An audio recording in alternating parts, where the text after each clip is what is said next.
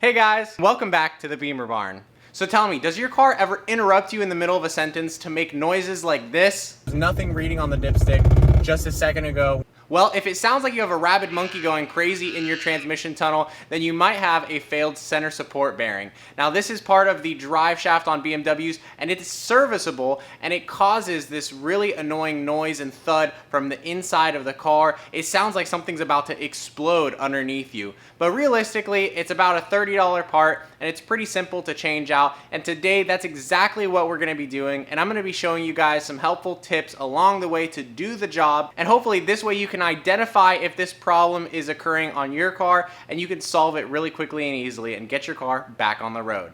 So besides doing the center support bearing, we're also going to be removing these studs from my exhaust manifolds. Just like Sam cracked, these things have been 100% seized and rusted into the manifolds, and we're going to have a lot of trouble removing them, but I think I have a method to get them out. So I think you guys are going to enjoy this video, and before we get into it, I just want to mention and say thanks to all the new subscribers for coming to the channel. I know I was recently featured in a Sam cracked video because I was helping him on his 530i giveaway car.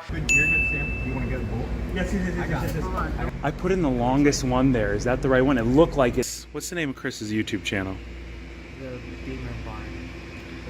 You got to say it with pride. The Beamer Barn. Because you caught me off guard. I can't remember. And he had a very similar problem with the exhaust manifolds as we have today. But that was an awesome opportunity that I had to work with him and get to know Sam on a more personal level, and I hope that maybe we can collab in the future. So welcome all you new subscribers. Go ahead and drop a like down below if you want to help support the channel. And without further ado, let's get straight to work.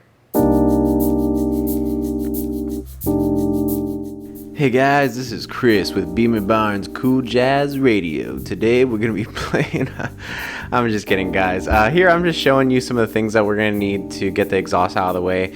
Got to get the rear exhaust mounts, the two reinforcement plates that are under the transmission tunnel, and then the front bolts for the exhaust to the manifold. We're going to put a little bit of PB Blaster on here, but yeah, that's not going to make any difference.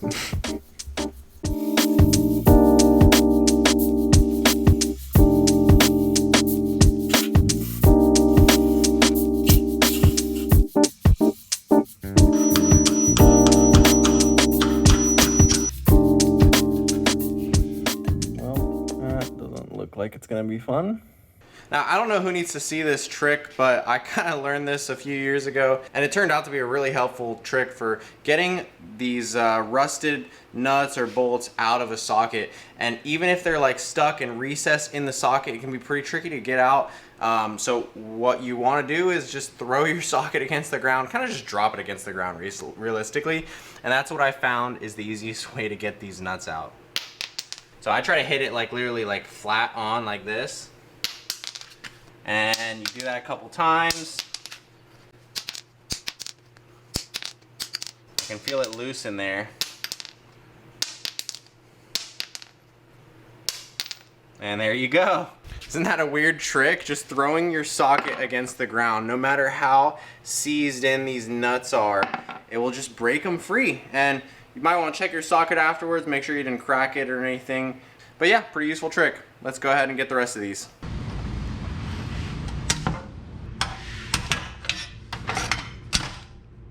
Well, there is no going back now, as they say. All four of those studs are broken off and recessed now in the flanges for the exhaust here. I'm hoping this will come down easily, but I haven't started prying it. And yeah, we're gonna get this exhaust system off, change the center support bearing, and then we will be stuck dealing with this, but I think I have a plan for what we're gonna do.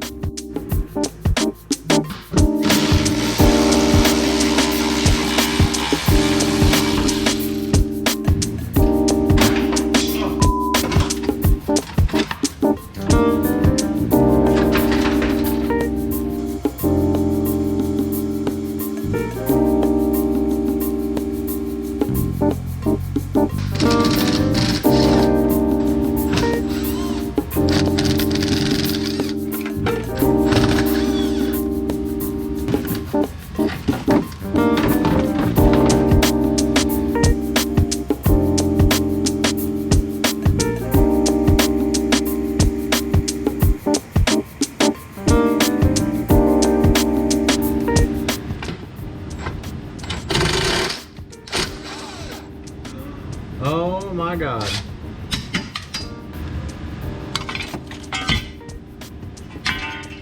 Oh.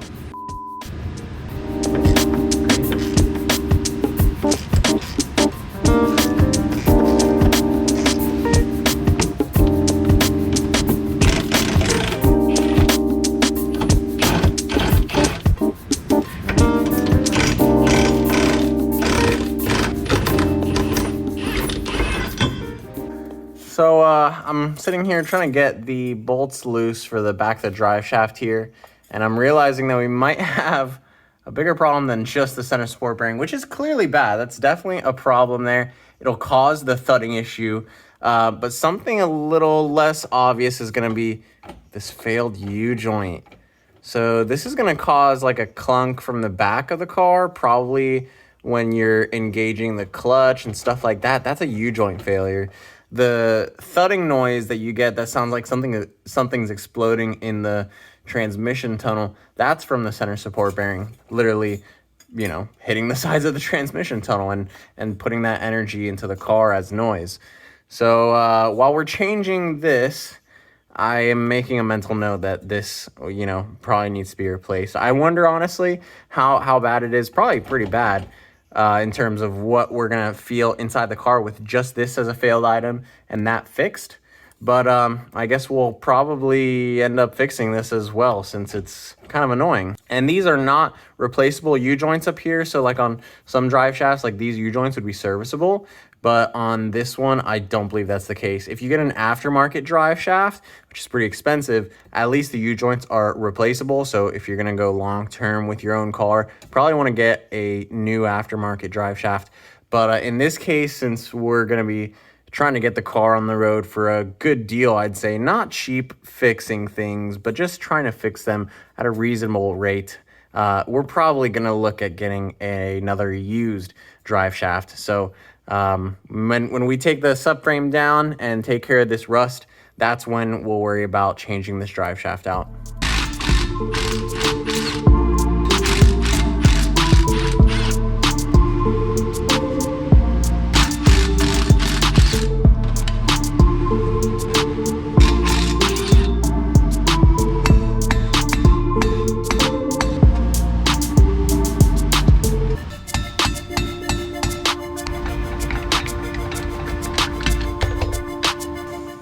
So now we're going to be removing or separating the drive shaft so that we only have to remove the rear end of it. And these drive shafts are balanced, so we're going to go ahead and make a mark. And actually mine already had a mark. It had 2 white dots there before, but I just wanted to make it extra clear. And I also like to get a little bit on the spline. Now there's this huge nut at the rear that you have to loosen. It's just lefty-loosey. And then once you've loosened it enough, you should be able to pull out the drive shaft.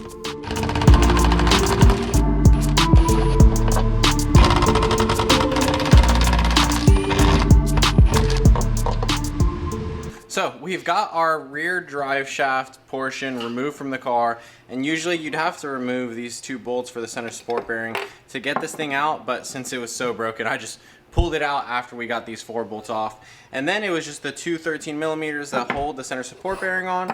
And as I had mentioned before, you definitely want to mark your drive shaft on both sides to make sure that you get it in the same spline, the same area when you reassemble it, because these things are balanced together. So what we're gonna do now, and hopefully this goes easily, is we're gonna put the rest of the bearing in the vice grip, and then we're gonna hopefully be able to hammer this thing out so we can replace it with our new one.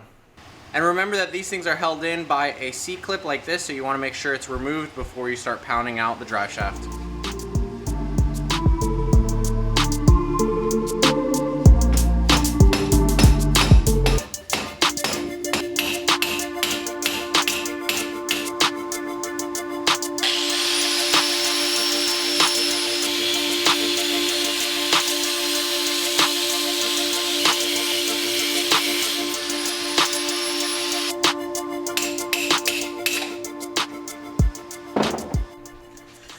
Well, as you can see, I got a little impatient with trying to hammer it out because it was really stuck in there. I ended up grabbing my angle grinder to cut a slit into the bearing and got a little bit of a nick on the drive shaft, but I guarantee you this isn't gonna affect anything long-term or short-term. But we do have the bearing successfully removed, you can see I just try to go as light as possible, and then I put a flathead inside of this groove here, and I spread the flathead, twisting it to make a crack, and then this crack is what let me loosen the corrosion that's inside and get this thing hammered off. So we've got this off now. The new one should go on a lot cleaner. We're gonna clean off the part where it's actually gonna be seating right here so that there's no more corrosion in the future. Maybe a little bit of anti-seize. And then we'll put this thing all back together with our C-clip, which is right here. And then we'll put it back inside the car.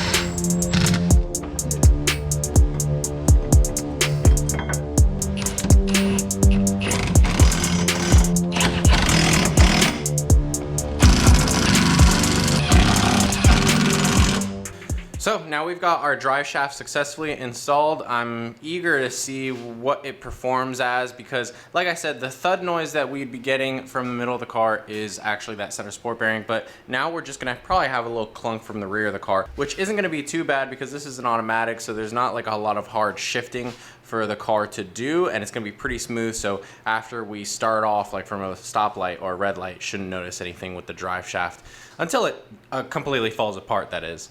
But for now, we need to focus on getting the exhaust back up, and the problem is that we snapped every single bolt and stud on the exhaust manifold that are coming out of the motor. So what we need to do now is we need to extract those studs so we can use like a bolt. So here is everything that I'm going to be using. We're first going to be cutting off the studs to make them 100% flat using my angle grinder and a thin cutoff wheel. So it's going to cut those off. We've also got a propane torch. This is going to kind of help us near the end to get some heat into the exhaust, and some WD-40, or realistically anything that you can use to get the drill bit lubricated, because when you're using these sort of bits, and these are cobalt bits by the way, they need to be at a low and slow speed with sort of light to medium pressure. And it's really hard to get a hang of using these things, I'll be honest.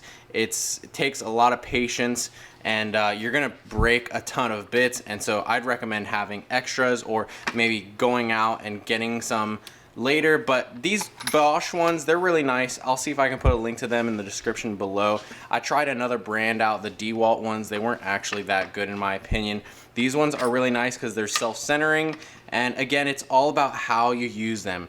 If you just go slowly with light pressure, that's how these things are going to last you, and they're going to be the most effective. If you start trying to put too much pressure, you're going to break these things, and if you put too much speed, you're going to heat up and melt the tip, and then you're not going to have a sharp edge anymore to do that drilling. So this is really key. Some other methods that you could use to get the studs out would be like maybe an oxygen acetylene torch, and that would get a lot of heat, and then you could hammer out the studs, because that's all that they are. They're not twisted in, they're just hammered in from the back. But I don't have an oxygen acetylene torch. You could go to an exhaust shop, and then they would probably have that torch, and they'd be able to help you get the studs out. But they're also gonna charge you for that service. Some places will do it, some places won't. You might just get the car over there and them tell you that they're not gonna do it for you. But we're gonna try this method, and you're probably gonna spend about 30 to 50 bucks in drill bits just in one session from getting all these studs out. But you know what? I think it's gonna be worth it. It's just gonna require a lot of time and patience. Now here, as a preliminary, I decided to just try some heat and hammering to see, because this is how you would usually take out the studs, is just a little bit of hammering and some heat. I then tried my air hammer, and that didn't make any difference. So we said, all right, screw it, let's grab the angle grinder, cut off one of these studs, and see if we can get one out, see how much time it takes us.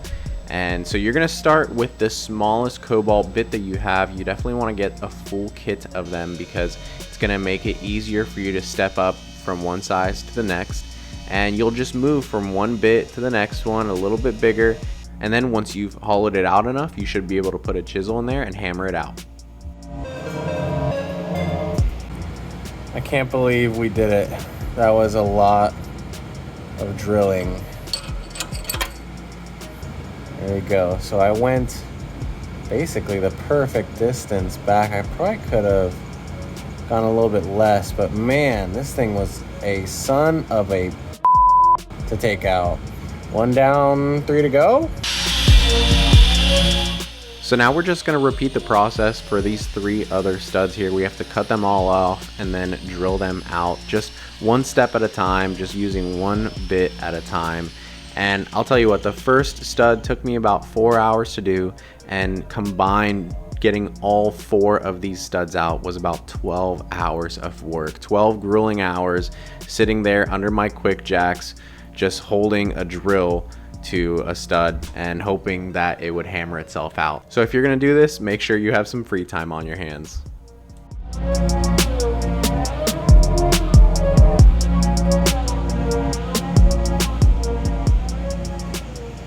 All right, we're finally done. I hope you guys enjoyed some of the footage that I got of this process, but it took so much time, guys, that I kind of just stopped using the camera at one point and just totally focused in. I tried to get some clips updating along the process, so hopefully you guys saw that and enjoyed. But here are all of those studs that we finally 100% knocked out. You can see they're probably there. That's you know, like I said, I flattened it out, so that's how thick it is in the header, and I cut it down so that about 3/4 of it was missing, right? So then at that point I used my sledgehammer and my punch, and I just hammered these babies out. And you know what, it took a long time. I was doing this up into the early hours of the morning, and then I woke up this morning, bought some more bits, and then got right back to work. But you know, I think the result is worth it. It puts us back on schedule to get this car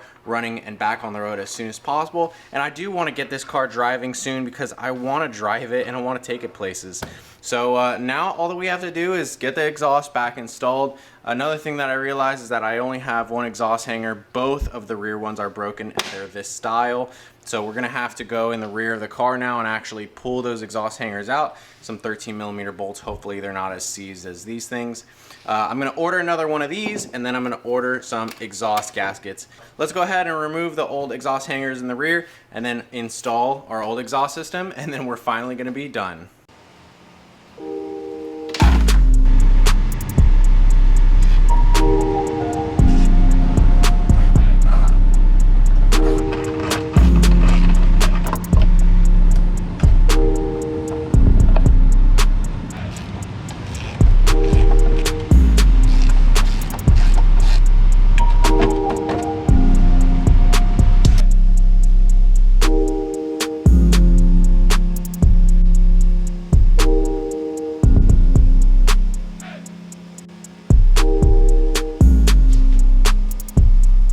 Now, I probably could have gone to the hardware store to get some replacement hardware for these exhaust hangers, but since they came out so easily, I figured that I would just re-thread them and also clean up the outside of them, because they just had some surface rust on it.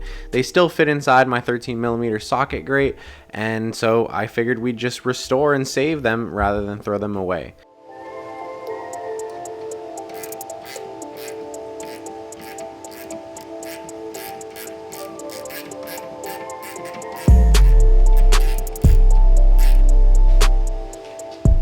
You also see here that I'm adding some PB Blaster to the rear valve for my exhaust. That's because it was previously stuck, but now it looks like we've loosened it up enough that it should work when we hook it up to the vacuum, if we decide to do that. And then you can see here that we're just installing our new exhaust hanger, and then we'll have this thing up in a pinch.